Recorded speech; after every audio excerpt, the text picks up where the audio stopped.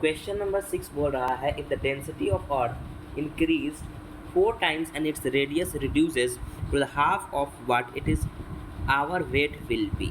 ठीक है, यहाँ पे वेट किस चीज़ को रिप्रेजेंट कर रहा है?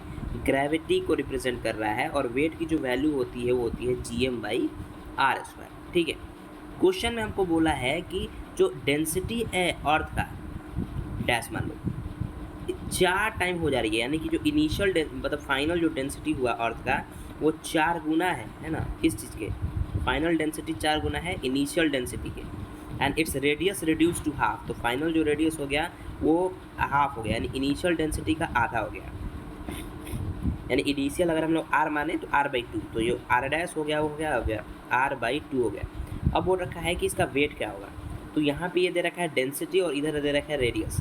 हम लोग जानते हैं कि मास को अगर कन्वर्ट करेंगे किस में, है ना, वॉल्यूम इंटू में डेंसिटी लिख सकते हैं, और वॉल्यूम को कन्वर्ट करेंगे 4/3 πr³ में, तो यहाँ पे r³ ऊपर में बचता है, तो r³ से r² कटने की वजह से हम लोग जानते हैं एक रिलेशन कि ग्रेविटी की वैल्यू डायरेक्टली प्रोपोर्शनल होता है रेडियस टाइम्स डेंसिटी के। वही रिलेशन हम लोग यूज़ करने वाले हैं।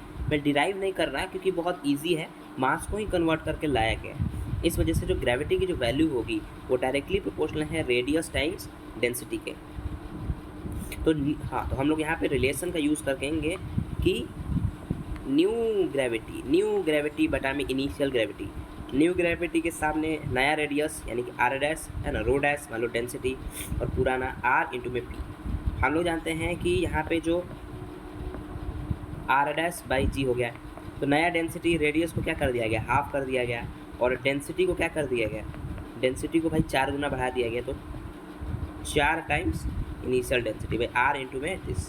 तो ये 2 यहाँ लिख दो, है ना, इसको मिटा के वही काम किया है। आपको ज़रूर समझ में तो आया ही होगा, इतना तो कैलकुलेशन स्ट्रॉन्ग है ही आपका, क्योंकि सारा का सारा किस चीज़ में गेम है, कैलकुलेशन का गेम है। r से r कटा, 2 से 2 कटा, तो ये ऊपर में बच गया 2।